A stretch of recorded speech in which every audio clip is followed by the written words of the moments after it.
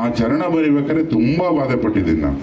ಅದಕ್ಕೆ ಇಲ್ಲದೆ ಇರಬಹುದು, ಮಾಮೂಲಿ ಒಂದು ಗರ್ಭಿತ ಹಾಡು ಬರಿಬೇಕಾದ್ರೆ ಎಷ್ಟು ಟೈಮ್ ತಗೊಳುತ್ತೋ ಅದಕ್ಕಿಂತ ಜಾಸ್ತಿ ಹಿಂಸೆ ಕಷ್ಟ ಈ ಸಾಲುಗಳಲ್ಲಿ.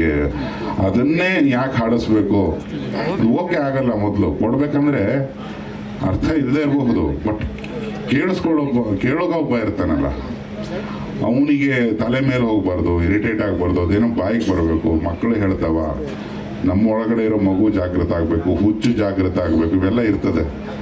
ಬಟ್ ಅದೇನೋ ಟ್ರಯಲ್ ಆ್ಯಂಡ್ ಎರರಲ್ಲಿ ಆಗಿತ್ತು. ಮೊದಲಿಗೆ ಬೇಗ ಮಾಡಿಬಿಟ್ವಿ, ಅದ್ರ ಸೆಕೆಂಡ್ ಹಾಫ್ ಜೋಡಿಸೋದಕ್ಕೆ ಸ್ವಲ್ಪ ಗುದ್ದಾಡಿದ್ದೀವಿ ನಾನು ಹರಿ. ಈಗ ರಂಗಾಯಣ ರಘುವರ ಸಂಭಾಷಣೆ ಅವ್ರದ್ದು ಇದೇ ಬೇರೆ ಭಾಷೆ, ಇದೇ ಭಾಷೆ, ಅವರ ಇಡೀ ಪಾತ್ರ ಇದೇ ಭಾಷೆಯಲ್ಲಿರುತ್ತೆ. ಬಟ್ರೆ ಹೂದುಂಬಿಯ ಸಾಂಗು ನಿಮ್ಮ ಯಾವ ಹಳೆಯ ಹೂವನ್ನು ನೆನೆಸ್ಕೊಂಡು ಬಂದ್ರೆ ಅದು ಬೇಡವಂತೆ ದೊಡ್ಡವರು ಅರ್ಪಣೆ ಮಾಡಿದ್ದಾರೆ. ಇಲ್ಲ ಹೇಳಿ ಪರವಾಗಿಲ್ಲ, ಜನರಿಗೂ ತುಂಬ ಕ್ಯೂರಿಯಾಸಿಟಿ ಇದೆ ಹಾಡು. ಆ ಥರ ಯಾರೂ ಸಿಗ್ನಿಫಿಕೆಂಟ್ ಆಗಿ ಟಾಟಾ ಬೈ ಬೈ ಹೇಳಿಲ್ಲ ನನಗೆ. ಟೆಚ್ಚಲ್ಲಿದ್ದಾರ ಇನ್ನೂ ಟೆಚ್ಚಲ್ಲಿದ್ದಾರ ಅಂತಾರೆ. ಸರ್ ಅದು ಹಾಂ ಹೇಳಿ ಉತ್ತರ ಕೊಟ್ಬಿಡಿ ಸರ್. ನೀನು ತಿಳ್ಕಾಡಿದ್ರೆ ದೊಡ್ಡ ಕವಿ ಆಗ್ತೀಯ ಗುರು. ಅವನು ಬರಿತಾನೆ, ಅವಾಗಿಂದ ಈ ಪ್ರಶ್ನೆ ಹುಟ್ತಾ ಇದೆ. ನೀನು ಯಾರ್ಯಾರು ನೆನೆಸ್ಕೊಂಡು ಬರ್ದೇವೋ ಗೊತ್ತಿಲ್ಲ. ನಾನು ಯಾವತ್ತೂ ನೆನೆಸ್ಕೊಳ್ಳೋದು ಕಾವ್ಯ ಕನ್ನಿಕೆನ. ಅವಳಿಗೊಂದು ರೂಪ ಇರೋದಿಲ್ಲ. ಅವಳು ನನಗೆ ಬೇಕಾದಾಗ ತುಂಡ್ಲಂಗ ಹಾಕೋತಾಳೆ, ಅವಳು ನನಗೆ ಬೇಕಾದಾಗ ರೇಷ್ಮೆ ಸೀರೆ ಉಡ್ತಾಳೆ. ಅವಳಿಗೊಂದು ಮುಖ ಇರೋದಿಲ್ಲ, ಅವಳಿಗೊಂದು ಸೌಂದರ್ಯ ಇರೋದಿಲ್ಲ. ಅವಳು ನನ್ನ ಹೆಂಡ್ತಿನೂ ಅಲ್ಲ, ಅವಳು ಯಾರು ಅನ್ನೋದೇ ನಂಗೆ ಗೊತ್ತಿಲ್ಲ. ಅವಳು ನನ್ನ ಪ್ರಿಯತಮೇನೂ ಅಲ್ಲ. ಅವಳು ನೆನೆಸ್ಕೊಂಡಾಗೆಲ್ಲ ಬರ್ತಾಳಪ್ಪ ಅವಳು. ಸರ್ ಇಲ್ಲಿ 2006ರಲ್ಲಿ ಮುಂಗಾರು ಮಳೆ ಸಿನಿಮಾ ಬಂದಿತ್ತು. ಆ ಸಿನಿಮಾ ಸಾಕಷ್ಟು ಹಿಸ್ಟ್ರಿ ಕ್ರಿಯೇಟ್ ಮಾಡಿತ್ತು ಸರ್. ಇಲ್ಲಿ ಅಶ್ವಥ್. ಹಾಂ ಸರ್. ಈಗ 2025ರಲ್ಲಿ ಮರದ ಕಡಲು ಸಿನಿಮಾ ಬರ್ತಾ ಇದೆ. ಇದು ಯಾವ ರೀತಿ ಇಂಪ್ಯಾಕ್ಟ್ ಮಾಡುತ್ತೆ ಇಂಡಸ್ಟ್ರಿಯಲ್ಲಿ? ಅಂದರೆ ನಾವು ಮಾಡೋ ಪ್ರತಿಯೊಂದು ಸಿನಿಮಾನೂ ಒಂದು ಮೈಲಿಗಲ್ಲಾಗಲಿ, ಒಂದು ಇತಿಹಾಸ ಆಗಲಿ, ಕೈ ತುಂಬ ಕಾಸು ಬಂದುಬಿಡ್ಲಿ, ಅಲೆ ಎದ್ದು ಬಿಡಲಿ ಅಂತಲೇ ಮಾಡೋದು. ಅವು ಎಲ್ಲವೂ ಆಗೋದಿಲ್ಲ. ಯಾಕಂದರೆ ಯಶಸ್ಸು ನಾವು ಮಾಡ್ತೀವಿ ಅಂತ ಅಂದ್ಕೊಂಡ ತಕ್ಷಣ ನಮ್ಮ ಅಹಂಕಾರಕ್ಕೆ ಸರಿಯಾದ ಕೊಡ್ಲಿಪೆಟ್ಟು ಬಿದ್ದು ತಲೆಬುರುಡೆ ಹೊಡೆದಾಕ್ತಿರ್ತಾರೆ. ನೋಡುಗ ಅಂತ ಒಬ್ಬ ಇದ್ದಾನೆ, ಅವನು ಆ್ಯಕ್ಚುಲಿ ಕ್ರಿಯಾಶೀಲ, ಅವನು ಆ್ಯಕ್ಚುಲಿ ಇತಿಹಾಸ ಬರೆಯೋನು, ನಾವಲ್ಲ.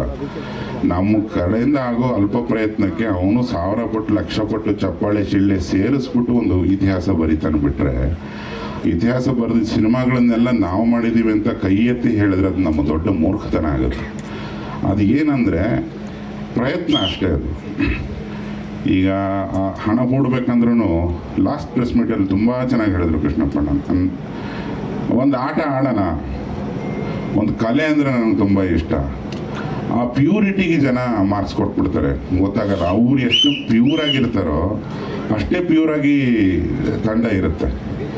ಒಂದು ಕಲೆನ, ಒಂದು ಎಂಟರ್ಟೈನ್ಮೆಂಟ್ನ ನಾನು ತುಂಬ ಎಂಜಾಯ್ ಮಾಡ್ಕೊಂಡು ಮಾಡ್ತೀನಿ ಅನ್ನೋ ಥರದೊಂದು ಮನೋಧರ್ಮ ಪ್ರತಿಯೊಬ್ಬರಿಗೂ ಇದ್ದಾಗ ಅದು ಕನೆಕ್ಟ್ ಆಗುತ್ತೆ ಜನಕ್ಕೆ. Out of all the production houses, ನಾನು 18 ವರ್ಷದ ಹಿಂದೆನೇ ತುಂಬ ದೊಡ್ಡ ದೊಡ್ಡ ಪ್ರೊಡಕ್ಷನ್ ಹೌಸ್ಗಳಿತ್ತು. ಆದರೆ ಕೃಷ್ಣಪ್ಪಣ್ಣ ಅವರೇ ಯಾಕೆ ಇತಿಹಾಸ ಬರೆದ್ರು ಅಂತ ನಾನು ಹಲವಾರು ಸತಿ ಯೋಚನೆ ಮಾಡಿದಾಗ ಅನ್ಸೋದೇನೆಂದರೆ ಪ್ಯೂರಿಟಿ. ನಾನು ಜನತೆಯನ್ನು ನಂಬ್ತೀನಿ, ನೆಟ್ಟಿಗೆ ಒಂದು ಹೇಳಿದರೆ ಜನ ಬರ್ತಾರೆ. ಈ ಸಿನಿಮಾಗೂ ಅವ್ರು ಅದೇ ಹೇಳಿದರು, ನಾನು ಜನ ನಂಬ್ತೀನಿ. ಅದೊಂದೇನೋ ಒಂದು ಮೂಡ್ ಕ್ರಿಯೇಟ್ ಮಾಡುತ್ತೆ, ಅದನ್ನು ಹಾಳೆ ಮಾಡಲ್ಲ ಅವರು.